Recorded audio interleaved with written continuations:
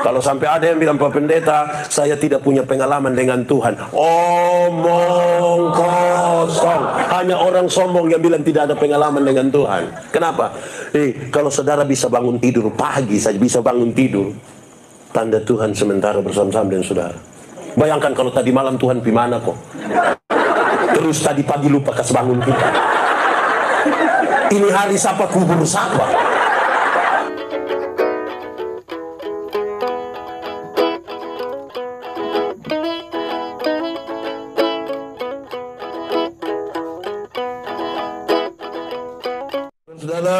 Shalom. Shalom. Orang-orang yang Tuhan panggil untuk melayani bukan orang-orang yang terlalu sempurna dan tanpa kesalahan. Mereka itu orang-orang yang tidak semuanya juga nabi-nabi di awal. Beda. Mereka orang-orang biasa. Ini Tuhan pakai Esther. Di sini ada nama Esther. Ada. Nah, Tuhan pakai dia seorang perempuan peserta lomba ratu kecantikan. Waktu itu Esther mau ganti istri toh, kumpullah perempuan-perempuan cantik dari 120 provinsi, 27 provinsi Asia sampai Afrika, nona-nona cantik semua. Esther salah satu di dalamnya. Tuhan pakai Ruth. Di sini ada nama Ruth. Ruth siapa? Ruth itu hanya seorang TKW. Seorang apa? TKW, bekerja di perkebunan milik Boas. Tuhan pakai Daud. Di sini ada nama Daud. Daud siapa? Daud itu hanya gembala kambing domba di padang. Yang dia pun bapak sendiri tidak yakin dia. Waktu akan dipilih salah seorang dari anak-anak Isai untuk menggantikan Saul, dia pun bapak juga tidak yakin dia. Tuhan pakai, rubah dia jadi raja.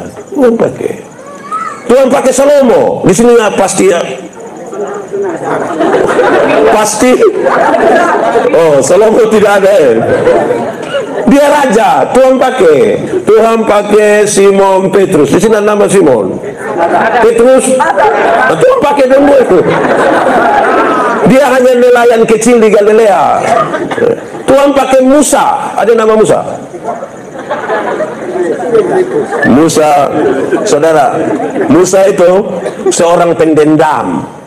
Dia waktu itu lihat orang Mesir pukul orang Ibrani, dia marah, dia simpan dalam hati, dia cari waktu yang pas, dia bunuh itu orang. Orang begini baik atau tidak? Di sini ada yang dendam-dendam orang. Nah, Tuhan nanti pakai dia, asal dia bertobat, Tuhan pakai dia. Tuhan pakai Lewi. Ada nama Lewi? Tidak ada ya. Lekas nama satan Lewi. Lewi itu pemungut cukai. Roma takser satu daerah punya pendapatan, terus dia lelang siapa yang mau pungut dari situ, nanti dia boleh makan dari situ. Tuhan pakai Simon orang Selot menunjukkan bahwa dia seorang anggota partai politik Selot yang sangat radikal dan anti terhadap Roma. Dia mau bikin revolusi besar. Di sini ada yang anggota Perteko yang mau ada. Tuhan pakai. Iya dong. Tuhan pakai Onesimus. Di sini ada nama Onesimus. Belum kok. Nah, yang pasangan muda dong lihat sama satu kok.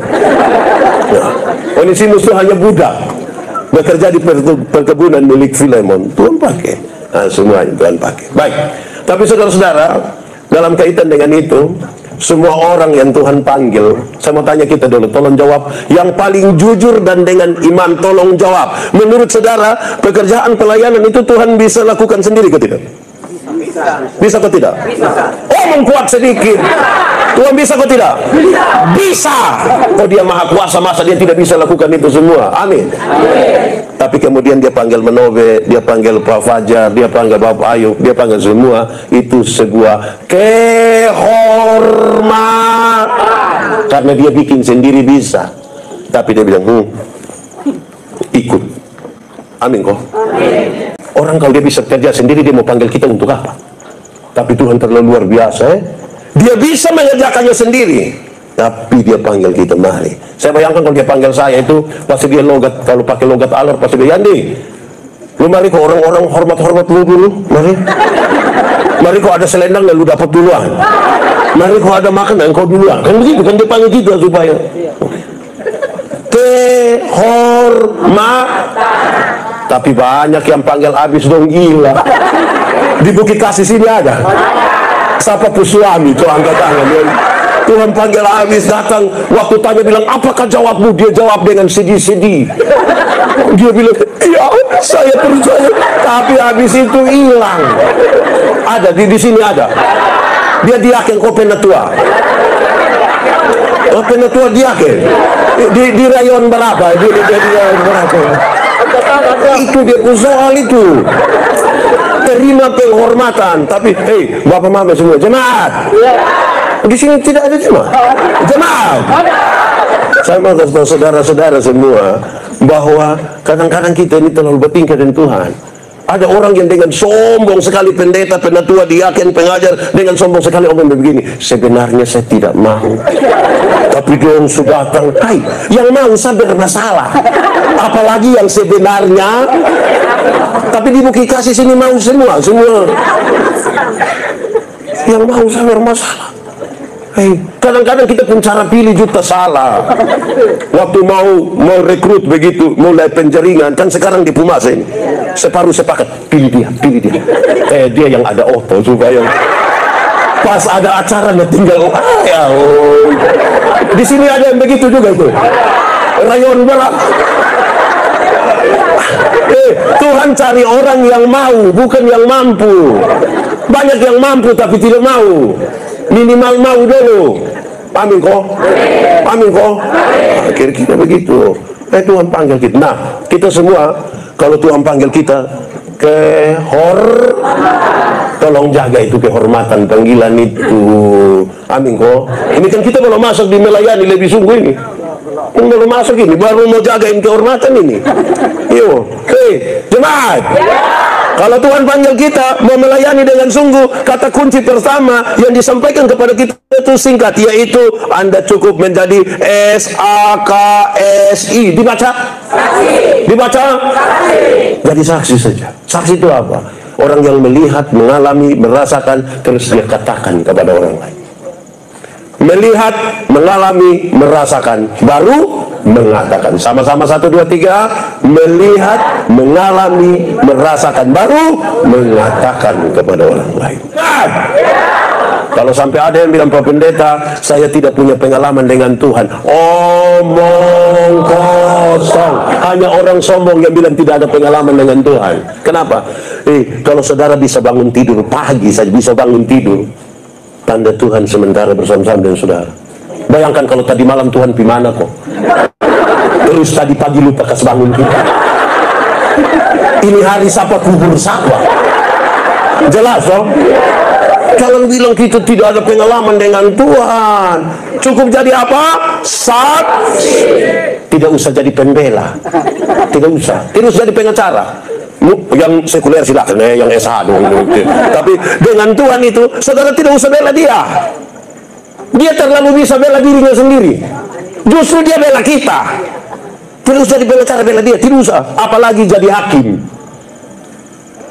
Banyak yang bukan urus pelayanan, mau urus jadi hakim kok. Ini salah ini. Semua manusia di dunia salah habis, dia benar sendiri.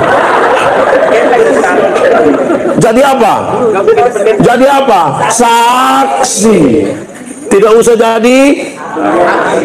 Tidak usah. Jadi saksi saja. Melihat, mengalami, merasakan, terus mengatakan. Nah, sekarang kita perlahan-lahan masuk ke, sama-sama baca 1, 2, 3. Melayani lebih. Oke, baik. 1. Kalau Tuhan panggil kita, dia panggil Abraham tadi, dia panggil kita, itu ada tujuan Tuhan. Sama-sama 1, 2, 3, ada tujuan. Lebih kuat, ada apa? Kasih tau kawan di sebelah. 1, 2, 3. Kan Tuhan panggil Abraham, ini kan ada tujuan Tuhan toh? Amin ke tidak? Makanya Abraham harus melayani. Dia menjalankan sesuatu seperti apa yang menjadi tujuan, bukan tujuan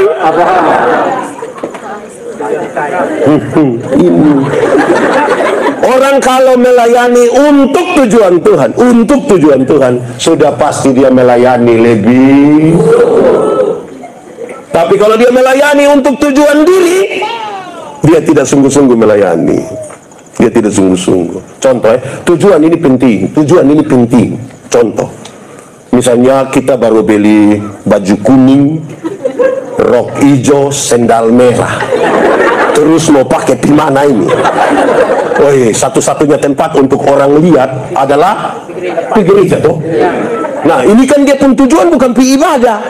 Tujuan mau kasih tunjuk baju warna rok, sendal. Saudara bisa rasa dia pun waktu dia dengan tujuan itu, saudara bisa lihat dia punya gaya atau tidak? Nanti semua seduduk berdia. Kan tujuan dia ada di situ. Duduk tidak lama sedikit.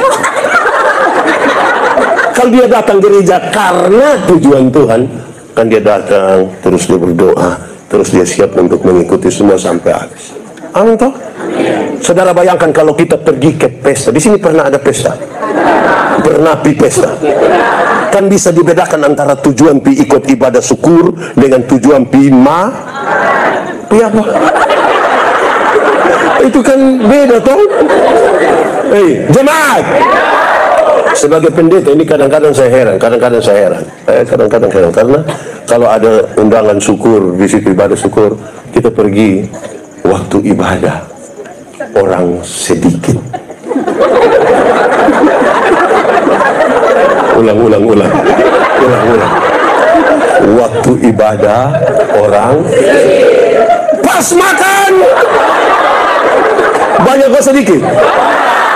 Dan dari mana? Ini tujuan, ini penting. Tujuan. Amin kok. Itu biar dong di samping rumah begini. Biar di samping rumah. Dia pergi bilang, Bapak, mari sudah dia masih ibadah. Di Bukit Kasih sini ada yang begitu ya. Ada. Dia ada ikut ini, KPU ini. Dia ada ikut sekarang kok. Dia pakai baju warna. Ini juga ya. Saudara bayangkan kalau kita pergi ke pesta itu dengan tujuan bungkus daging. Pendeta Yandi di pesta tujuannya mau bungkus daging. Itu pas doa makan habis itu bilang, oke, mari silahkan makan. Karena saya punya tujuan mau bungkus, maka saya punya gerakan agak beda dari orang lain penggerakan.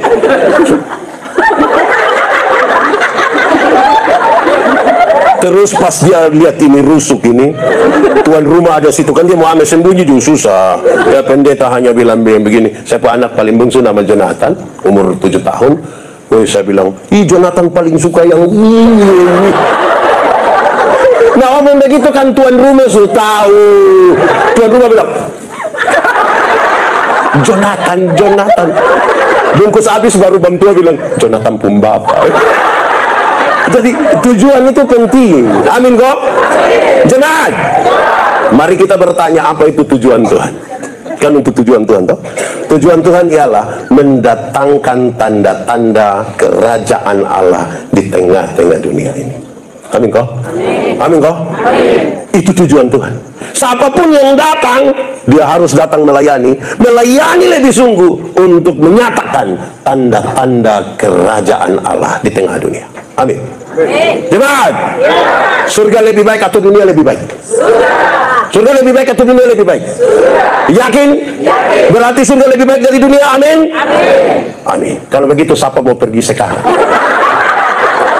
Ada yang mau pergi sekarang? Saudara mau tinggal di tempat yang lebih baik atau tidak baik? Nah, ada yang mau pendeta, belum waktu Tuhan. Nah, karena belum waktu Tuhan, saya pergi ke surga yang lebih baik dari dunia itu, tapi tanda-tanda kerajaan itu sudah harus saya alami di sini. Itu maksudnya. Amin kok. Nah, apa itu tanda kerajaan Allah? Apa itu tanda kerajaan surga? Kerajaan berarti pemerintahan. Kalau pemerintahan Allah berlaku di rumahmu, pemerintahan Allah berlaku dalam pelayananmu, pemerintahan Allah berlaku dalam persekutuan berjamaatmu, tanda-tanda kerajaan itu ada. Pemerintahan Allah macam apa? Penuh kasih, penuh keberpihakan, penuh kepedulian, penuh ketulusan. Itu tanda kerajaan Allah. Nama su bagus, Bukit. Jaga baik-baik, kok jangan tinggal dia pembukit saja. Tapi kasih juga. Nama bukit kasih tiap hari berputus, sana itu bukit apa? Tanda kerajaan, pemerintahan Allah itu penuh kasih. Amin, kok tidak? Nah, pastikan kita ada kasih, kok tidak?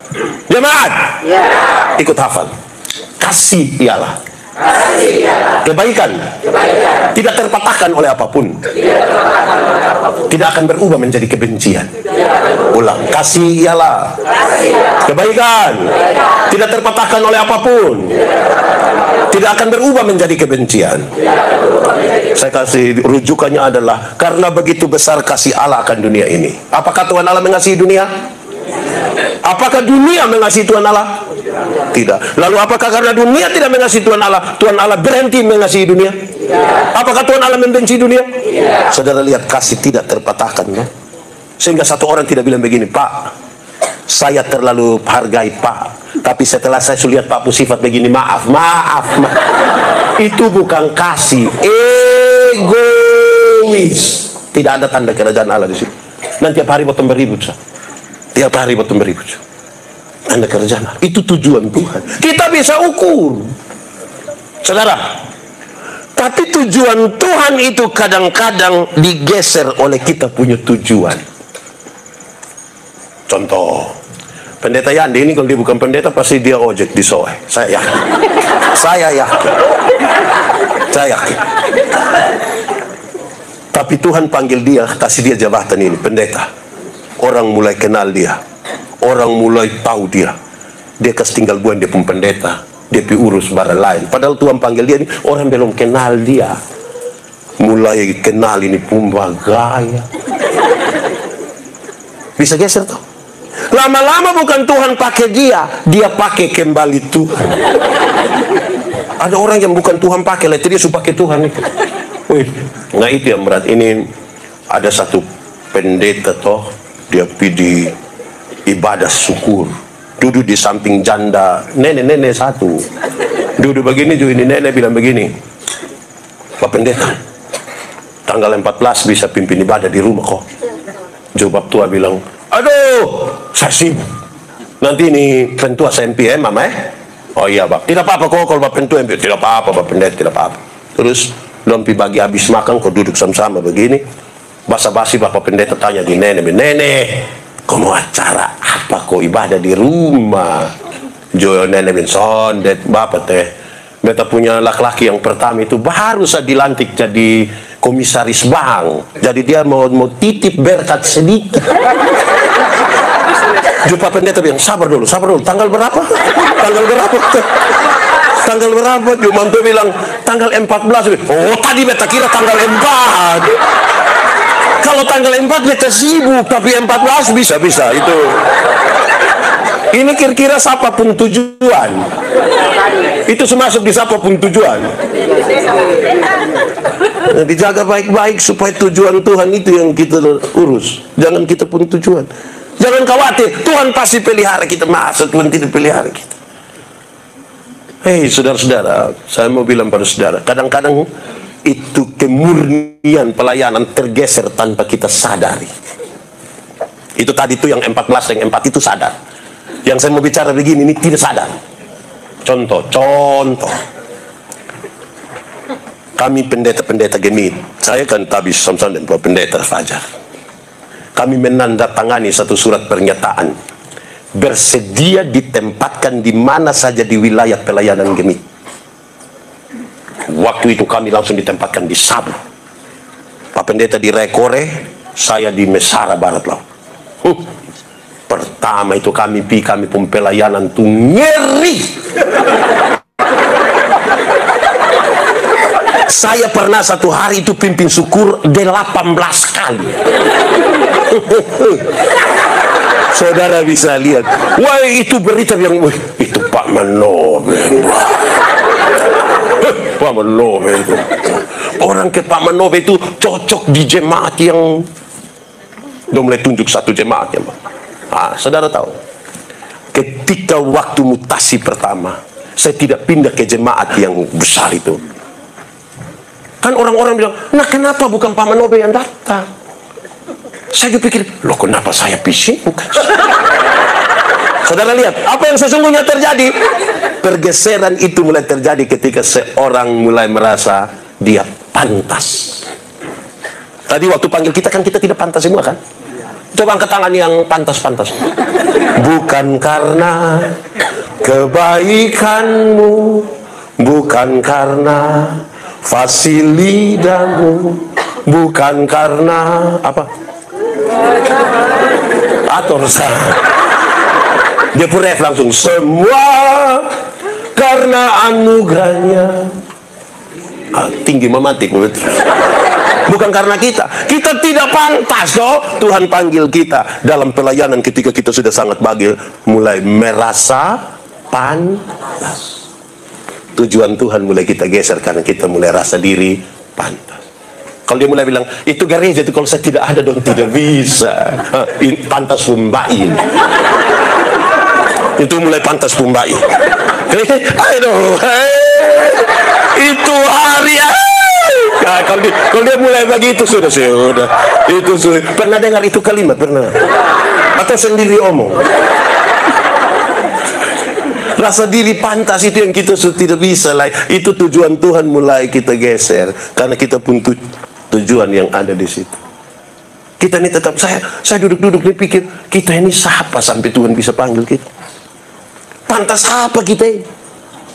Tapi Tuhan panggil, mari. Nah saudara, itu poin pertama ketika kita mau bilang tentang melayani lebih sungguh. Itu harus satu. Dua, waktu Tuhan panggil kita untuk tujuannya, saudara, dia isi kita dengan karunia. Tuhan tidak pernah suruh kita pergi kosong-kosong loh. Waktu dia panggil kita, dia isi kita dengan apa? Karunia. Oke, boleh angkat tangan. Yang ada karunia angkat tangan, silakan. Hai, 2 orang. Yang tidak ada karunia coba angkat tangan. Nah, yang tidak tahu dia ada kok tidak, coba angkat tangan. Itu juga masalah itu. Jemaat. Karunia dibedakan dalam 2. Satu karunia motivasi. Karunia apa? Motivasi. Mengajar, berkhotbah, bernyanyi, mendampingi, itu karunia motivasi. Yang kedua adalah karunia manifestasi. Karunia apa? Manifestasi. Bicara dalam bahasa roh, menerjemahkan bahasa roh, sembuhkan orang, itu karunia manifestasi. 2 karunia ini, motivasi dan manifestasi, mana lebih tinggi? Mana lebih tinggi? Sama. Untuk apa? Ini 2 karunia dipakai untuk memperlengkapi jemaat. Amin toh? Untuk memperlengkapi jemaat. Saudara baca pertama Korintus 14, baca kasih habis itu semua saudara tahu. Saudara-saudara, ini karunia ini harus tiap-tiap orang kenal dulu karunia apa yang ada pada dirinya. Itu kan dalam tanda petik senjatanya toh. Bagaimana dia mau melayani lebih sungguh kalau dia sendiri tidak tahu dia karunia apa?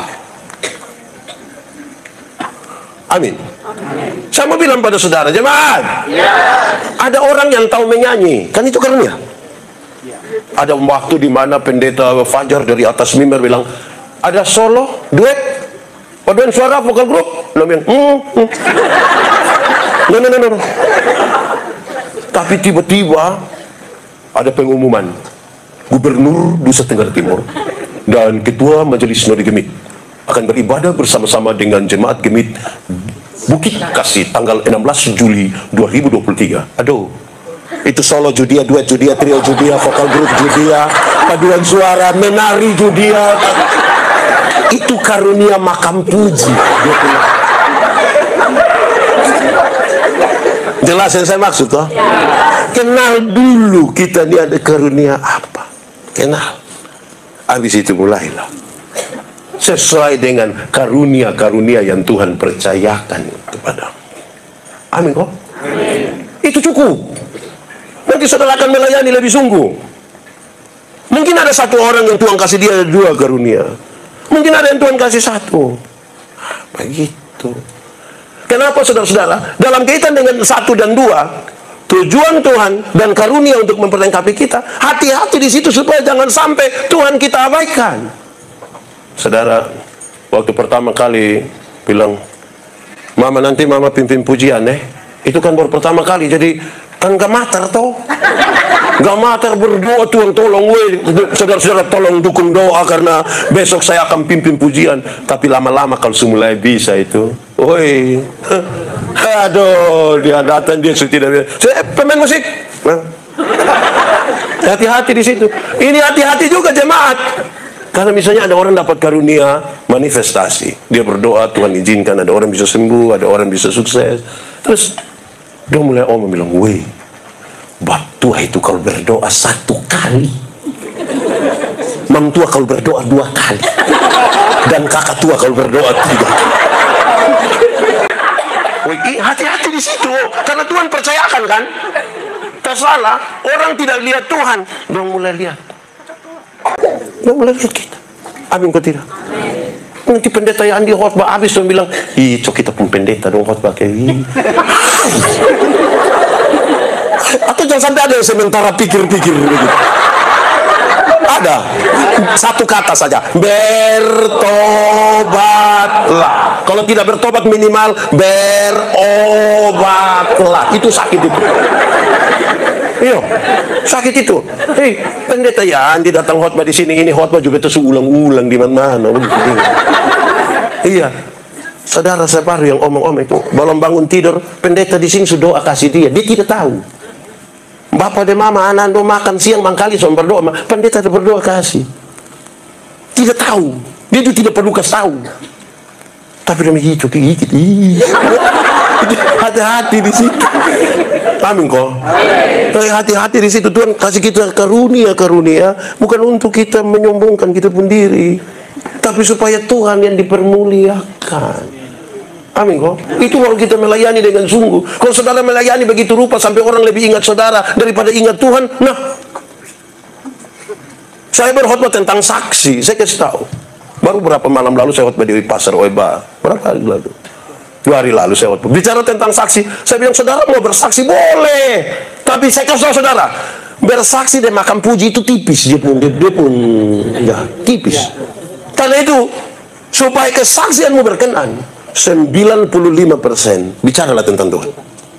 Tinggal 5% baru bicara soal kita. Supaya orang ingat Tuhan, lupa kita. Ya toh? Banyak yang balik. 95% di dia.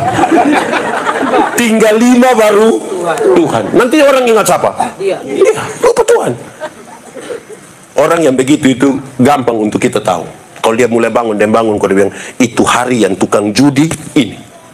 Itu hari yang tukang mabuk. Itu hari. Sudah 2 jam ini. Terus nota dari belakang bilang, tolong dipercepat. Baru dia bilang, untung Tuhan. Orang ingat siapa? Dia. Sebentar dia berdiri di muka, dia piman mana, dia mau khotbah, orang bakor bilang, woi bosan jalia begitu, itu tukang pencuri. Kan dia memang lebih banyak ngomong tentang itu. Jadi hati-hati, saksi, menyaksikan dan cerita tinggi itu tipis sekali dia pembeda, tipis. Jadi kalau kita tidak bangun presentasi, itu akan jadi soal. Saudara kalau ingin bersaksi tentang sesuatu dalam hidupmu, katakanlah yang dengan ringan sekali begini. Masa lalu saya buruk. Dan karena buruk saya pemalas cerita. Kalau saudara mau dengar yang buruk-buruk supaya kenapa? Saudara lebih suka dengar barang baik atau barang buruk? Barang baik toh. Ya karena ini saya masa lalu buruk, saya pemalas cerita kok. Yang saya mau kasih tahu tuh, Tuhan Yesus kerja 1, 2, 3, 4, dan puji Tuhan sekarang saya begini. Selesai, orang beri kemuliaan bagi nama Tuhan. Ini kita cerita, kita pun tidak baik semua. Orang hafal kita pun tidak. Besok-besok kita berdiri ngomong, itu Jalia begitu Pak, itu dulu Pak tidak ada yang berani masuk sih. Tidak ada. Cerita tentang Tuhan toh. Dengar, ada banyak orang mulutnya mengaku Tuhan, omong tentang Tuhan, pengakuannya tidak pada Tuhan. Tidak pada Tuhan. Contoh, ini orang Tuhan, pipar setan, semua Tuhan, semua Tuhan. Tapi kalau dia sakit sedikit, pasti orang bikin. Pasti itu orang yang bikin. Suanggi itu, Pak. Hai, kok kita omong Tuhan terus, kok Suanggi itu tembus kita? Omong Tuhan terus mau jalan malam, tiba-tiba pohon beringin satu. Shh, dia diam. Dari itu hari. Lihat ya, mulut bilang Tuhan, tapi pengakuan kita di setan. Kalau anak Tuhan dia mulut cerita tentang anak setan, cerita tentang. Kalau mengaku anak Tuhan lebih banyak cerita setan, dia anak-anak. Jadi saudara-saudara mesti hati-hati toh, supaya kan kita mau melayani dengan sungguh ini toh. Pertama kenal dulu kita ini punya karunia apa ya? Tadi pertama tujuan Tuhan tuh kenal karunia yang Tuhan kasihkan. Tuhan tidak pernah suruh kita pergi dengan kosong. Tidak. Dia lengkapi kita dengan karunia-karunia. Sudah dua. Ketiga, Tuhan itu memberi kesempatan kepada kita untuk mengalami banyak sekali hal. Ini kisah Abraham, ini kisah yang saya suka baca berulang-ulang. Karena kepada dia, walaupun dia orang pertama, Tuhan mau dia begini semua, berjumpa dengan orang lain. Dan sebentar di kesimpulan saya sampaikan. Tapi kira-kira begini. Cara Tuhan berjumpa dengan Pak Fajar, itu beda Tuhan berjumpa dengan saya. Cara Tuhan berjumpa dengan Bapak Ayub, beda dengan Tuhan berjumpa dengan anak Bendong. Beda Tuhan berjumpa dengan mama satu yang ibu rumah tangga. Beda Tuhan berjumpa dengan anak ojek satu. Beda Tuhan berjumpa dengan anak sekolah satu. Supaya apa? Dua, satu, supaya kita tahu bahwa ternyata Tuhan itu sangat luar biasa. Yang kedua, supaya kita butuh telinga untuk mendengar orang lain berbicara tentang perjumpaannya dengan Tuhan. Supaya kalau rapat jangan ada yang dia sekol suara, sekol su bebe. Hai. Yang abe-abe itu anak TK. Di sini ada PAUD putih. Di mana dia ngomong? Di sini. Coba pagi-pagi lewat. Itu anak dong pun cara hafal lu bilang. B A dibaca ba. Jadi sebentar pulang kok bapak bilang sekol su bebe, tanya bab tua TK di jangan. Tidak boleh, itu salah tidak. Abraham, pergilah ke satu tempat yang akan kutunjukkan kepadamu. Berjumpalah dengan banyak orang dan kau tetap jadi dirimu, tapi kasih telinga dengar orang lain pun perjumpaan juga dengan Tuhan toh. Abraham, kalau engkau tinggal di sekitar engkau pun keluarga, kalau engkau hanya tinggal engkau pun keluarga, engkau tidak tahu takut orang, tidak tahu kok om, tante, nenek, bayi, itu semua mau takut apa? Pergi ke satu tempat yang akan kutunjukkan kepadamu toh. Anak-anak dari kampung dong itu dong gaya-gaya di kampung. Pak Pendeta, oto dong di sini lewat Togor. Saya bilang ada oto Togor. Dia pun sopir yang Togor, masa oto yang kawan kan dia. Gaya-gaya di kampung, datang sekolah di Kupang, kos. Pas malam mau tidur, anak-anak mabok dan datang. Buka pintu, tambah lima. Jago hilang bapak. Nanti dia pulang di kampung, dia sudah mengalami itu dulu. Dia pulang di kampung, ada anak-anak di kampung mau coba-coba tahan sendiri. Adi, kakak Sulewa. Sama-sama, 1, 2, 3. Adi, kakak Sulewa. Amin kok. Kenapa? Ini karunia-karunia yang banyak-banyakin perjumpaan dengan orang itu. Persekutuan itu bukan seragam. Gereja Tuhan itu bukan keseragaman. Satu A semua A, satu sol semua sol. Tidak bisa. Do mi sol do. Iya toh. Beda-beda kan? Supaya kita bisa saling mendengar dan semua penting. Saudara naik pesawat kan biasa lihat Locinto. Kan kita mau turun. Oh, pesawat lewat situ. Kita mau turun itu pramugari dong, itu sebut satu kalimat saja, tapi tidak daftar. Itu kalimat hanya bilang terima kasih toh. Betul kok tidak? Tapi beda-beda. Satu datang, terima kasih. Terima kasih. Terima kasih. Terima kasih. Terima kasih. Betul kok tidak? Bayangkan kalau semua yang datang, terima kasih. Terima kasih. Terima kasih. Iya toh? Saya berkhotbah di mana-mana bicara tentang yang berbeda-beda nih. Misalnya kita datang di sini. Pak Pendeta Yani tidak usah bikin diri inti. Dia cukup berkhotbah, orang lain yang jadi WL, orang lain yang main musik. Ya toh? Semua penting toh? Jangan bikin diri inti. Di Bukit Kasih sini ada yang biasa bikin diri inti. ada. Karena dia faham apa tuh? Saya tidak harus tahu bermain gitar, karena anak-anak harus tahu. Ada yang tahu main keyboard, ada yang tahu main band. Saya tidak apa-apa, karena itulah sebuah persekutuan. Beda-beda toh, betul kok tidak? Iya. Orang tanya saya, pendeta, tahu main alat musik apa? Saya tidak tahu, saya hanya tahu satu alat musik. Apa? Itu juga alat musik tiu. Terompet kok, saksofon bukan, livery. Saya hanya tahu itu, itu tuh 17 Agustus dulu, bro. Kiri kanan kiri ya itu. Saya tidak usah tahu semua. Betul kok tidak? Kita terbatas begini, kita mau tahu semua. Orang lain tuh supaya kita semua menjadi satu. Melayani lebih sungguh berarti kita tahu bahwa kita butuh orang lain. Masing-masing urus dia pun kerja yang Tuhan kasih, karunia yang Tuhan kasih. Tidak usah kasih kita pun kerja, kopi urus orang lain pun kerja. Dia purayon, dia tidak urus tiap hari dia omong orang lain purayon saja. Di ini bukis kasih ini ada yang begitu. Dan dia ada di sini. Coba lihat dia, coba lihat dia. Kenapa kau semua lihat saya? Memangnya saya ngomong. Urus saja yang kita punya. Urus yang kita punya ini. Bisa kok. Saya bangun gereja di kampung. Saya pindah dari Sabu, saya pindah ke Nuban Timur. Saya melayani satu jemaat namanya Keneno, ada 3 mata jemaat tambah 1 pos pelayan. Kami bangun gereja 3 di sana. Waktu bangun saya suka tahu memang ada banyak poin yang saya omong, tapi salah satu yang saya bilang begini. Berani kerjain gereja, kau berkelahi, bertengkar, stop! Kalau hanya bertengkar tidak usah bentuk panitia dan perhadapan panitia. Panitia berkelahi. Ini panitia pembangunan. Bukan panitia berkelahi. Jadi berani berkelahi, stop! Tidak usah kerja. Kapan kamu berkelahi? Kadang-kadang kita pun berkelahi itu karena ini mama-mama dong yang suruh dong kau konsumsi bunuh ayam. Apakah itu ayam potong yang di kampung atau ayam kampung yang dipotong? Itu di kampung situ. Bukan dia urus itu kuah ayam, dia kasih itu kuah ayam. Ini cor tidak betul, ini. Nah, itu yang bikin kacau, itu yang bikin kacau. Suruh urus kuah ya kuah saja. Jangan kasih tinggal kuah, urus campuran. Jelas yang saya maksud. Fokus di situ. Iya toh. Tuhan mau kita fokus. Jadi sebenarnya itu dia sekaligus poin keempat itu.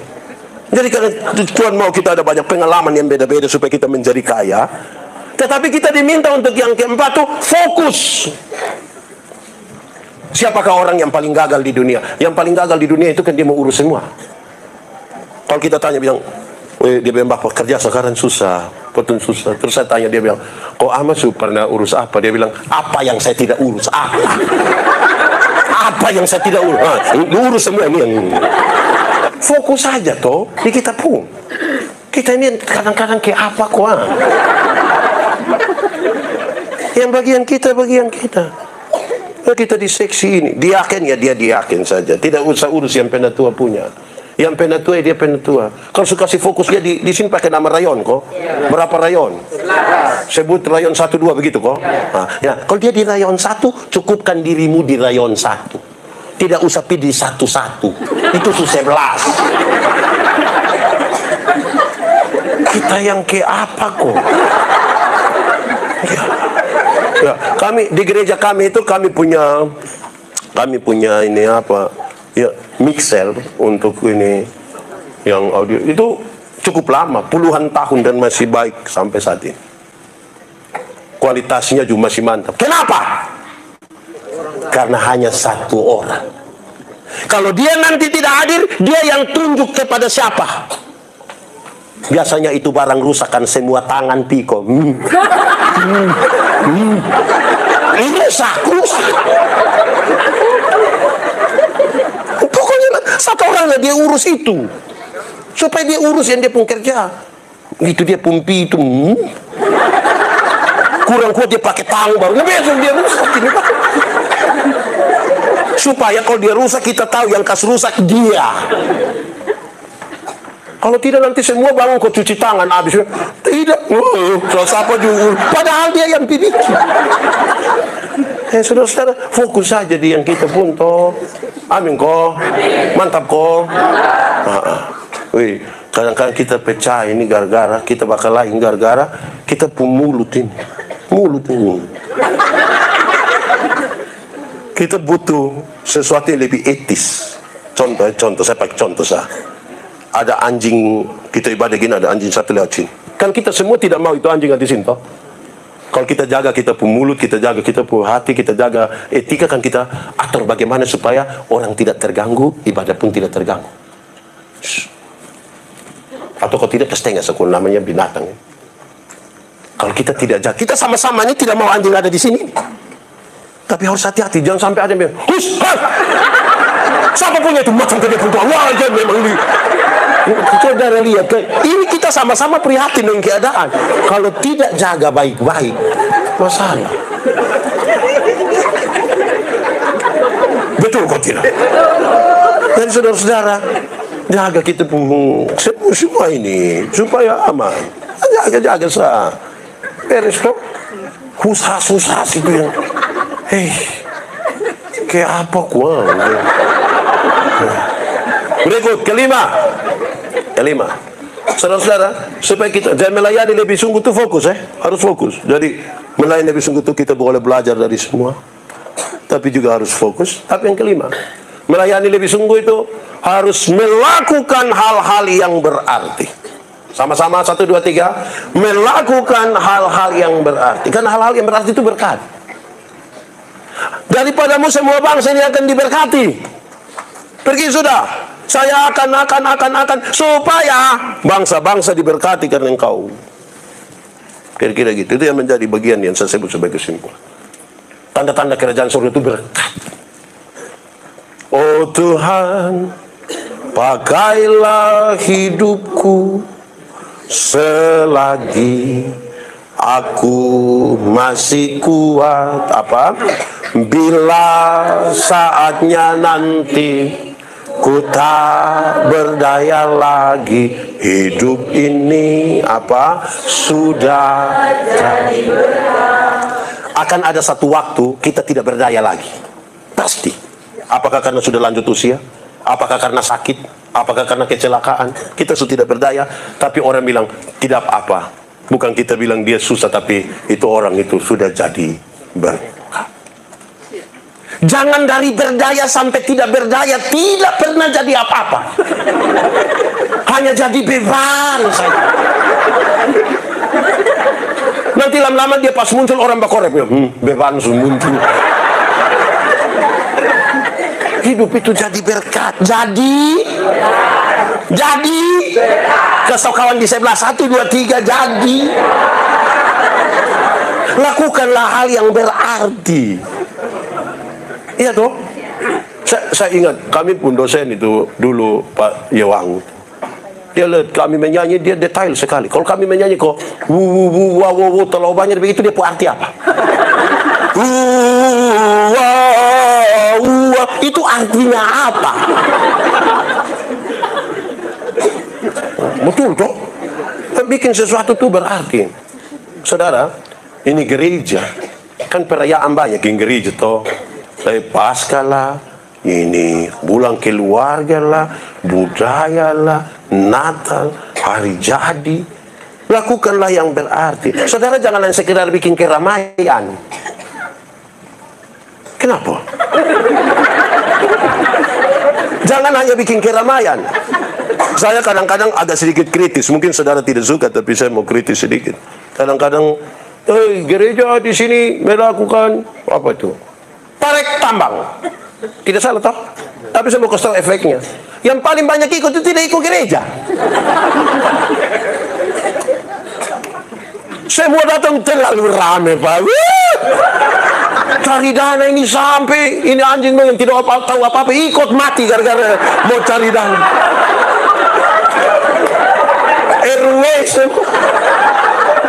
Kalau kita bikin acara keramaian, yang ikut datang mabok berapa orang kok di itu acara. Separuh pakai judi lagi di situ. Nah, dia punya efek apa? Lebih baik bikin lomba menyanyi kidung jemaat dari nomor 1 sampai 476. Bermanfaat kok tidak? Manfaat. Iya. Lomba berkhotbah. Jangan lomba. Pokoknya khotbah untuk 170 kakak. Ya toh? Bermanfaat kok tidak? Ya. Cari telur. Supaya kenapa itu telur? Saya maksud supaya kita kasih naik dia punya mak. Jangan hanya bikin acara rame-rame. Allah. Mari kita bikin dia bukan sekedar keramaian, tapi ada pesan yang mau disampaikan. Jemaah, bikinlah sesuatu yang bermakna. Kita mesti jadi berkat. Mesti. Saudara, bikin nama apa kok? Turun nama pidi atau jalan sedikit pidi rumah sakit jiwa situ. Terus taruh galon satu di situ, taruh air panas kok. Pasien pun keluarga datang mau minum sedikit, itu sudah diberkatin mahal-mahal. Duduk-duduk kok, daripada duduk omong orang pun nama. Ini nonton main kita, waktu duduk kok main nyanyi. Tak lama Tuhan datanglah, bersiap diri. Langsung ref. Hendaklah engkau jaga-jagalah, sedia lampu dengan minyaknya.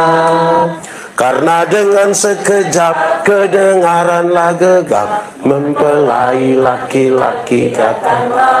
Menurut saudara itu baik kok tidak? Daripada duduk-duduk kok tidak bikin apa? Kita ini kadang-kadang kita pemulut orang yang biasa gosip. Di sini ada yang biasa gosip. Ada kok. Laki-laki kok perempuan. Semua. Orang yang gosip itu kalau tidak menyanyi, dia datang dong biasa melakukan dua pengantar, dong ucapan dua pengantar yang manis sekali. Dong biasa omong bilang begini, ini bukan kita mau omong orang. Kalau dia mulai dengan itu hancur, itu orang hancur sudah. Bukan kita mau, pernah dengar itu kalimat? Atau sendiri omong? Itu pertama. Yang kedua, dong suka datang agak sedikit bisik baru bilang begini. Sudah ngaku ngomong. Itu berat itu. Itu botol mikir rusakin gereja, botol mikir rusak. Apalagi pas dong ngomong, ada orang satu datang. Itu parah. Jadi lakukanlah barang yang ya toh. Ya gini, daripada tidak bikin apa-apa, daripada duduk-duduk apa bau kok puku-pukuin batu don sedikit. Masih lebih bermanfaat tuh. Ini dong pemalas dong rumah dong datang cari hal di sekitar lingkungan gereja. Lakukanlah yang Saya beberapa minggu yang lalu melayani di lapas anak. Kepala di situ bilang kepada saya, Pak Pendeta, baru ada jemaat dari Amarasi. Mereka datang makan sama-sama dengan anak-anak yang ada di lapas anak. Saya tanya dong, kenapa kamu datang sampai 60 orang? Dong hanya bilang bahwa karena Alkitab bilang ketika Tuhan terpenjara, aku terpenjara, kamu tidak pernah mengunjungi aku dan seterusnya hal-hal yang ringan-ringan saja. Kita ini yang ringan tidak buat mau bikin yang besar-besar. Sampai bakalai ini besar dong. Yang ringan tidak jadi besar juga tidak jadi semua. Lakukanlah. Oke. Keenam, saudara, ujung dari itu semua supaya kita melayani lebih sungguh. Ujungnya adalah supaya kamu mengalami kedewasaan spiritual.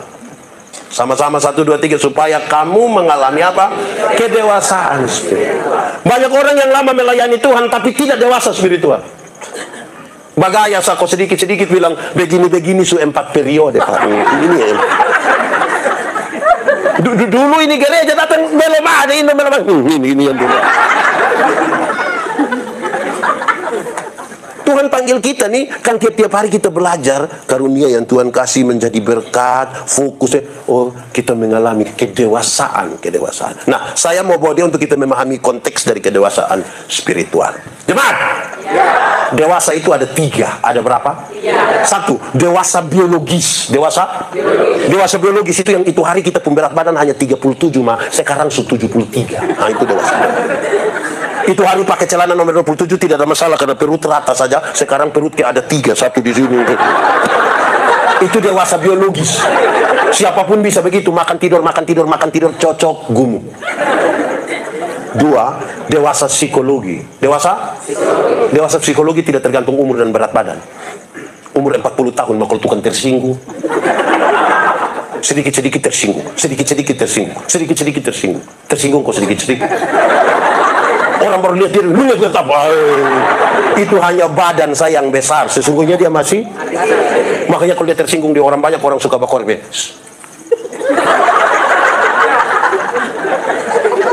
Nah, kedewasaan spiritual, kedewasaan iman, itu saya suka pakai. Ini saudara sudah dengar ulang-ulang, tapi saya suka bicara ini. Ada anak umur 3 tahun, ada meja berat 10 kilo. Anak umur 3 tahun bisa pikul meja 10 kilo. 17 tahun kemudian dia umur 20 tahun. Dia sudah bisa pikul meja 10 kilo? Yang berubah anak atau meja?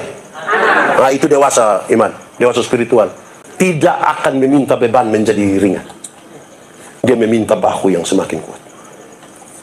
Orang dewasa iman tidak akan menangis minta Tuhan tolong kasih ringan ini beban. Kan dia tahu kalau Tuhan izinkan masalah, Tuhan tahu seberapa kuatnya dia.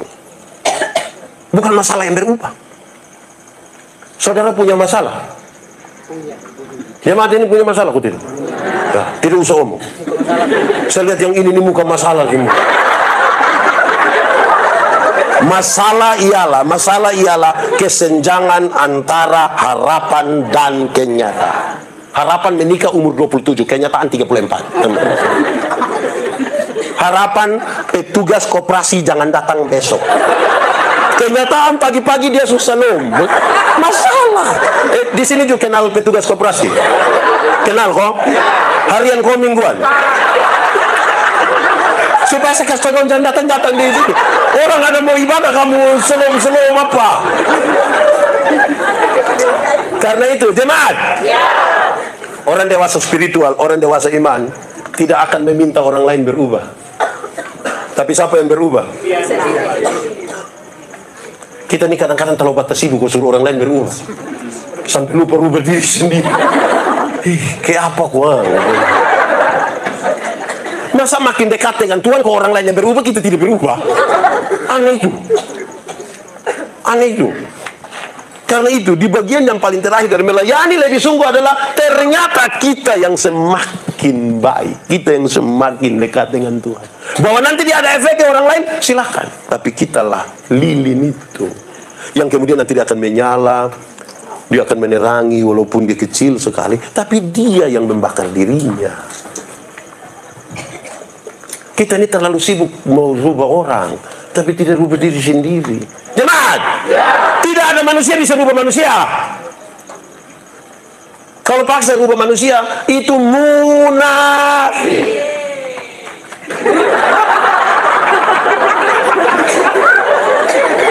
Yang bisa rubah manusia itu Tuhan. Roh Kudus yang bisa rubah manusia. Sehingga dalam pelayanan banyak orang bisa punya aktivitas pelayanan, tapi belum tentu dia menyatu dengan Roh Kudus. Belum tentu. Kenapa lihat saya?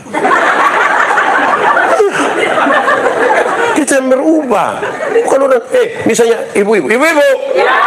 Ada yang larang dia punya suami. Bapak tidak boleh merokok. Waktu dia memang tidak merokok di rumah. Waktu dia keluar, gas koren. Gas tinggi kok rendah. Terus waktu dia pulang tinggal 200 meter dia kasih berhenti motor. Terus masuk kan sekarang sudah ada tempat cuci tangan di muka rumah toh. Dia cuci ini dong. Mama bilang, "Papa kenapa cuci sampai begitu deh?" Virus sekarang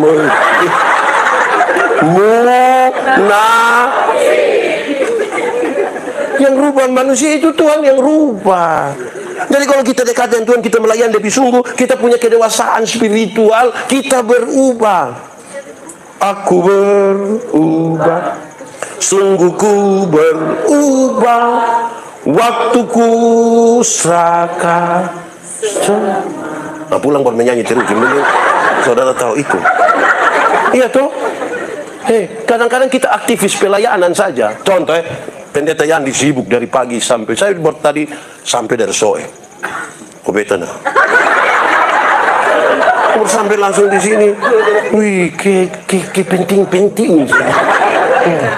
Tapi kalau kita tidak menyatu dengan Tuhan, lah apa anak ini? Dia biasa ikut-ikut saya. Dia punya pelayanan cukup banyak. Dia terima banyak pelayanan multimedia di banyak gereja di Kupang. Satu saat dia datang ke rumah, dia bilang saya, Bapak, saya rasa kosong, Bapak. Saya rasa kosong. Saya tanya, kenapa? Saya rasa kosong. Hai, pelayanan tiap hari di gereja begini banyak, lu rasa kosong? Iya, Bapak, saya rasa kayak kosong. Sampai, iya, kenapa? Karena engkau pergi siap kabel. Engkau pergi siap kamera. Jadi engkau kira siap IC itu tidak perlu dengar khotbah, yang penting semua sudah siap. Itu aktivis. Melayani bukan itu, dia lebih dari itu. Menyanyi, bukan segera kantor menyanyi, main musik. Banyak orang bisa menyanyi, banyak orang bisa main musik, tapi belum tentu menyembah. Kita dulu belum tahu menyanyi mas gugup-gugup itu, pimpin di muka kan datang menyanyi standar saja. Ku tahu Tuhan pasti buka jalan. Kalau tidak jaga baik-baik dalam kedewasaan spiritual, datang kita improvisasi itu kadang-kadang memang improvisasi bagus, tapi harus tetap dalam ranah itu. Terus dia mulai. Ku tahu Tuhan pasti buka jalan. Ku tahu Tuhan pasti tidak salah juga kan? Salah kok tidak? Tidak salah. Dia pun soal ini spiritual. Kalau tidak kita, jadwal boleh banyak-banyak, tapi kalau kita tidak menyatu dengan Tuhan, inti dari ini saudara adalah menjaga kekudusan hidup. Tuhan yang kita layani, kita sembah, kita doa itu, dia kudus. Yang kudus tidak dapat bersatu dengan tidak kudus. Yang terang tidak dapat bersatu dengan yang gelap. Kalau kita diterang sini, kita bisa lihat orang di gelap. Bisa ke tidak? Tidak. Orang di gelap bisa lihat kita diterang. Nah, kenapa banyak orang yang diterang dia suka kembali pergi gelap?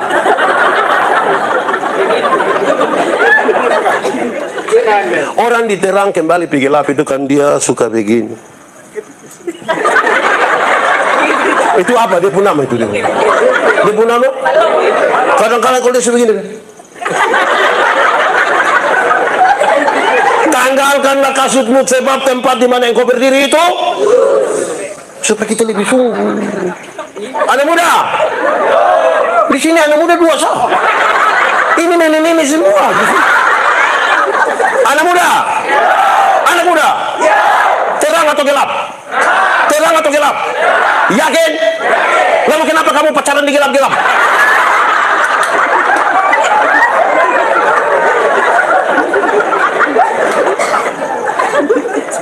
Saudara, jadi tingkat paling tinggi dari melayani lebih sungguh adalah kita yang berubah. Kita yang berubah. Saudara bisa bayangkan ya, ini mama berubah, Pak Pendeta, Bapak Ayu, kita semua berubah. Menurut saudara ini jemaat diberkati kata? Yang selama ini kita pun mau kan orang berubah ikut kita pun mau toh. Tapi kita berubah ikut Tuhan pun mau, kita tidak mau. Itu kita pun kendala paling besar. Menyangkal diri, memikul salib dan mengikut aku, itu tulis. Orang siapa, kenapa kau di situ? Barang siapa mau mengikut aku harus menyangkal dirinya.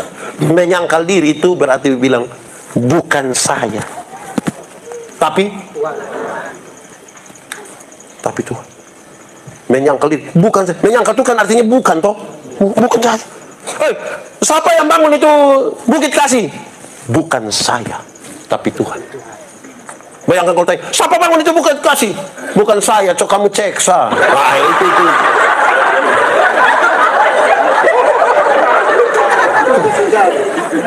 Bukan. Ya toh? Ada orang sakit-sakitan, tidak punya makanan, tidak punya pakaian, dia datang pada saudara, saudara tolong dia. Singkat cerita, dia diberkati.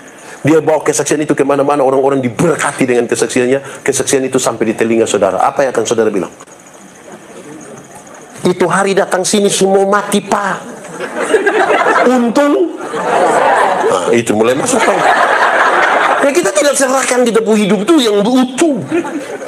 Kalau mau menyangka diri itu bukan saya. Bukan saya, padahal kita setengah mati kok urus envelope. Dari satu rumah ke rombak lagi envelope. Tingkat paling tinggi dari melayani lebih sungguh adalah kita berubah. Kita berubah.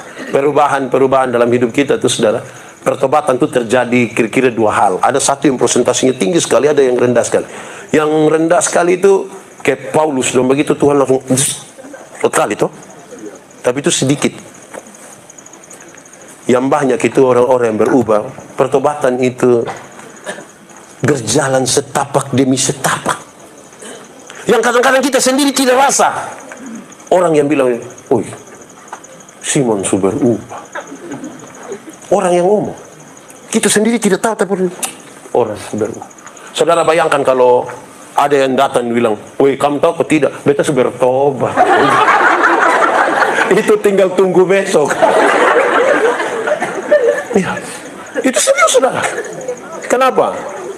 Ini hal ini disampaikan kepada kita supaya kalau kita menjadi Kristen yang bukan saja memberi dampak, tapi dampak paling pertama itu perubahan pada diri kita. Orang tua di kampung dong ajar kita, kalau pohon angka tidak berbuah, pergi apa? Angka ame parang.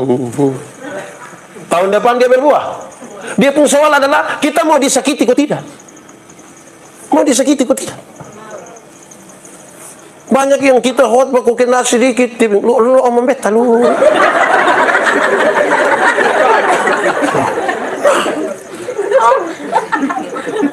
Tidak bisa. Jemaat. Firman Tuhan itu seperti cermin. Apa? Tahu cermin? Pernah pakai cermin? Kita pakai cermin itu kan sampai itu kan hanya mau lihat kita pun diri toh. Kita lihat kita pun diri begini. Pertama hanya mau lihat. Tiba-tiba kita bilang, aduh alis. Betul kok tidak? Makin banyak bercermin makin baik. Atau siapa yang pergi cermin, belum ada tai hidung ya. Makin bercermin makin baik, toh? Betul kok tidak? Di cermin kita lebih banyak lihat siapa? Lihat siapa? Diri sendiri. Jadi makin banyak bercermin, oh ini rambut mus gunting cuy. Oh bisa lebih ini. Cermin. Firman Tuhan tuh cermin.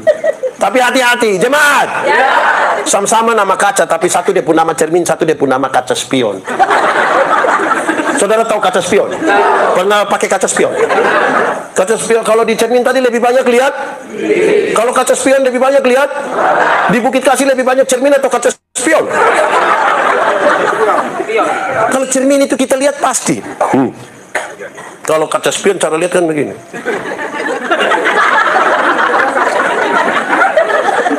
Lama-lama orang lain yang beli kulkas, dia yang kedinginan di rumah. Orang lain yang beli motor, dia yang tidak bisa tidur. Suruh anak-anak yang kamu cek dulu. Cek apa? Tolong kredit kokes. Orang punya urus. Orang punya urus. Ya saudara-saudara, kalau sudah tahu firman begitu, nah berubah saudara. Yang berubah satu. Berubah. Perubahan yang sejati itu kalau Roh Kudus tinggal dalam kita, dia yang atur kita. Kalau tidak kita ini, saudara dengar, saudara tidak akan pernah dengar pendeta yang dipencuri, saudara tidak akan dengar, tidak akan. Tapi saudara tidak tahu apa yang tersimpan dalam sebuah hati dan sebuah pikiran terhadap orang lain pun. Kan itu jam pencitraan. Kekristenan itu bukan pencitraan. Kekristenan bukan agama. Kekristenan itu nilai. Orang pencitraan itu misalnya sampah. Kalau sampah orang yang betul-betul dia punya spiritualitas yang bagus, kotor di situ, dia sapu, dia angkat kotoran, ini, dia angkat, tidak selesai. Yang pencitraan itu ada sampah kotoran di situ, dia kasih tahu orang, pas beta sapu, lu foto.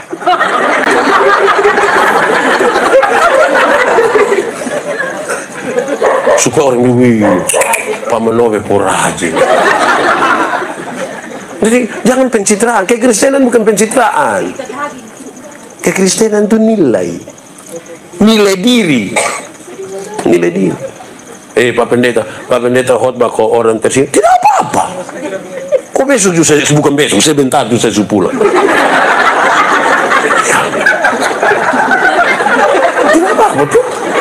Orang tersinggung itu tanda dia masih hidup. Karena orang mati tidak mungkin tersinggung. Tapi waktu kita tahu gitu, apa yang harus kita buat dalam kita punya hidup. Kita semua ini belajar. Tidak ada satu orang. Saya juga tidak. Saya pun berdosa terlalu banyak. Kita belajar dari satu hari ke satu hari. Tidak ada orang yang sudah selesai dengan dirinya.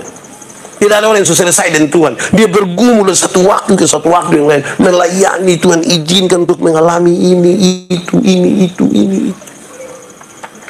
Izinkan begitu. Supaya dari sehari ke sehari makin memahami itu kehendak Tuhan. Dan kemudian kita berubah. Karena Roh Kudus. Itu tingkat paling tinggi dari melayani yang lebih sulit. Untuk apa kok kita larang kita puan anak dan tidak usah bamaki, mah dia pumama pun bamaki. Anak itu bagus, tidak memang dia pumama. Ada anak bilang dia teman bilang binatang, terus dia pumama, binatang, jangan orang bilang binatang. Supaya dia sularang itu anak supaya mah dia juga macam kayak apa gua. Di Bukit Kasih sini ada dia pun rumah dekat sini gua agak jauh jadi. Paling tinggi itu di situ. Kalau kita semua punya kedewasaan spiritual, spiritualitas itu apa, saudara? Spiritualitas itu gerakan dari dalam keluar. Yang di dalam itu apa? Teologi. Yang keluar itu apa? Etika. Perjumpaan antara teologi dan etika itulah spiritualitas. Itulah spiritualitas. Dan saya kapan malam dan 2 hari lalu saya khotbah di perusahaan mereka pun tema tuh bertumbuh apalah kira-kira, tapi saya baca dari Kisah Rasul pasal 2 ayat 41 sampai 47 tentang cara hidup jemaat mula-mula. Yang menarik adalah di ayat-ayat terakhir ketika dia bilang mereka makin bertambah banyak jumlahnya dan orang-orang senang kepada. Coba buka dulu. Dan saya ngomong salah leh. Coba baca ayat 40 cepat. Coba baca. Dengan bertekun dan dengan sehati mereka berkumpul tiap-tiap hari dalam bait Allah. Mereka memecahkan roti di rumah masing-masing secara bergilir dan makan bersama-sama dengan gembira dan dengan tulus hati sambil memuji Allah, dan mereka disukai semua orang. Dan tiap-tiap hari Tuhan tambah jumlah mereka. Tuhan tambah jumlah mereka disukai orang. Mari kita buka Lukas 2, coba ayat 52 atau 51. 52 mungkin. Lukas 2. Coba baca. Lalu ia pulang bersama-sama mereka ke Nazaret, dan ia tetap hidup dalam asuhan mereka. Dan ibunya menyimpan semua perkara itu di dalam hatinya. Coba lihat yang dia bertambah besar dan makin disukai. Dan Yesus makin bertambah besar dan bertambah hikmatnya dan besarnya, dan makin dikasihi oleh Allah dan manusia. Saudara lihat, Yesus itu tambah besar, dia beroleh hikmat, dia makin dikasihi oleh Allah dan manusia. Jemaat mula-mula mereka makin bertambah banyak dan disukai oleh banyak orang. Saya bawa kita pada perenungan ini untuk kita renungkan. Kadang-kadang kita bukan tambah banyak, tambah sedikit dan orang makin tidak suka kita. Ini juga aneh juga ini. Yang tinggal di dalam Tuhan makin bertumbuh secara spiritual, dekat dengan Tuhan, dia makin bertambah banyak. Tuhan menambahkan jumlah mereka makin disukai oleh banyak orang. Ini kita pun tambah sedikit lagi, orang makin jengkel dengan kita. Nah itu perenungan. Kenapa kemungkinan besar hal ini terjadi? Saudara bayangkan kalau dari tadi, 1, tujuan Tuhan. Kalau kita pakai kita pun tujuan, orang suka kita atau tidak suka? 2, kita dilengkapi karunia. Kita tidak pernah tahu karunia apa yang ada pada kita, tapi protes semua orang pun karunia. Orang suka kita. 3, Tuhan izinkan supaya kita semua ini punya pengalaman dan karunia yang beda-beda ini, supaya kita bilang ternyata Tuhan itu dahsyat luar biasa. Sekarang saya tanya, kalau ketemu satu orang kok hanya dia yang mau, dia punya yang benar, orang suka? Keempat, Tuhan mau kita fokus. Tadi saya bilang, dia tidak fokus dia pun kerja, tapi dia mau urus orang lain pun kerja. Itu orang suka. Orang banyak datang bergaul dengan dia. Dia tidak ada orang yang cari dia. Kalau dia tidak ada, ke mana kok? 5. Melakukan hal-hal yang berarti. Nah, dia tidak melakukan hal yang berarti. Orang suka dengan dia. 6. Kedewasaan spiritual. Kalau tiap hari dia kerja tersinggung, orang suka dengan dia. Karena itu kita butuh koreksi diri dan koreksi persekutuan. Tidak usah omong orang lain. Di ujung dari semuanya, kita melihat pada diri kita masing-masing. Saya takut saja kita habis ibadah sebentar ada bilang, Pak Pendeta tadi khotbah pas. Terus kita bilang pas dengan siapa? Pas dengan dia. Di sini tidak. Di mama tidak. Dan saya tidak, karena sampai saya tuh firman pas sampai dia serong begini dia lari. Ini kita koreksi saya kita pun diri. Amin toh. Atau tadi ada yang bilang pas. Ada yang WA saya bilang ini malam rata. Supena. Apalagi ada yang bilang coba lihat dia pemuka juga. Ini iblis masuk di kita. Ada yang begitu sebentar kita doakan supaya dia bertobat sudah. Kita ini terlalu banyak lihat orang lah. Kita pun diri tidak selesai kita pergi urus orang supaya kenapa? Iya toh. Jadi kita makin besar. Tuhan mau dalam pengenalan akan Tuhan kita punya kedewasaan spiritual. Amin kok. Mari kita tunduk kepala di hadapan Tuhan.